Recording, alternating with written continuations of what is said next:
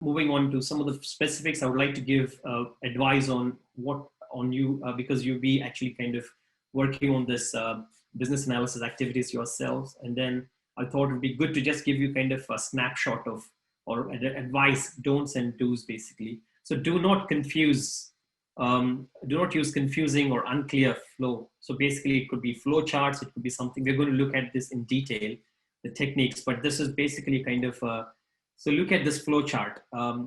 This is very confusing. You don't know where the flow is going. So you've got all these different things. And then from here, where is this going? So look at this itself. It's not a really big flow chart. It's just a very simple one. It's that actually talking about some of the structure here. And then they say that the movement is happening from here to here. Well, it's not really clear. And then you see too many arrows going everywhere. There's not much clarity in terms of this diagram. It's a very simple one. They made it too complex, simply. So do not use that kind of confusing layouts and stuff.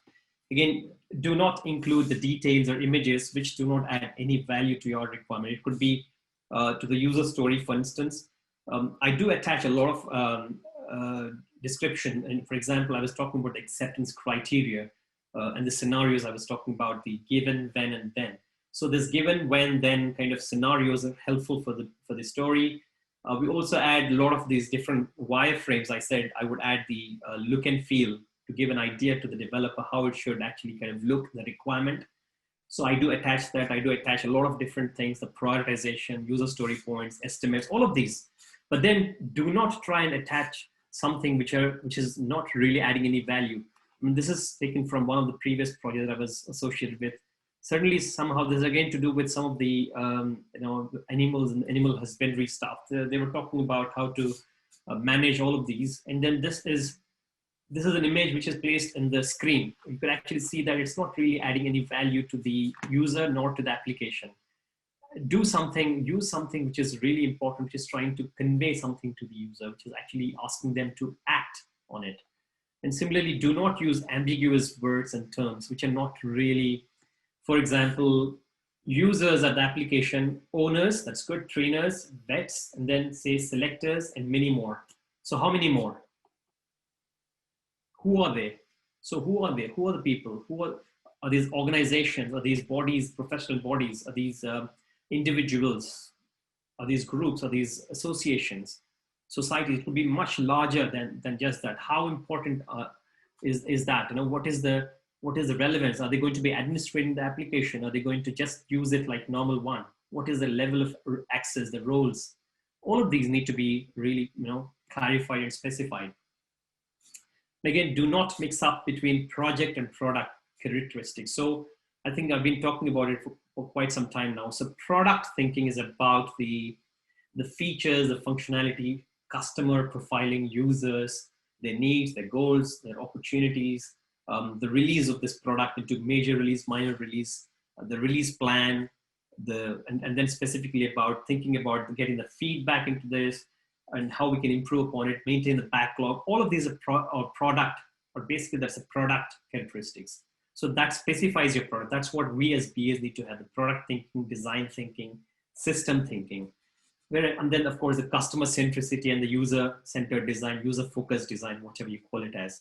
So we discussed these even with examples from the guest speakers. But when it comes to a project, it's completely different. It's about the resources, it's about the milestones, it's about delivering, it's about meeting the quality standards. There's somebody else who can own that, who can take that ownership, not BAs. So BAs focus on the product specifics, whereas the project manager, the scrum master, and everybody else can focus on the project aspect. So for example, this is one of the excerpts that I've taken from a requirement document again that we came across. So support from client on requirements, capture, validation, etc. is what was mentioned in the specification as a critical success factor for this project. So, but then they mixed up with us in terms of product. So this is a project requirement. This is not a project. There's a project success factor that would help contribute to this. So this could actually find its place in the project CSFs, the critical success factors, rather than the product. So the product could be, for example, if it's to do with online order processing application, order management application, for instance, then you're talking about how you can reduce the stuff, how you can actually try and access, how users can access the data faster, right? So that could be a product characteristic. So that's where we need to really, we're not really going into details, but then that's important to kind of identify and distinguish between what a product attribute and product characteristic is compared to what the project. So on the project side, you can actually talk about the scope, the timelines.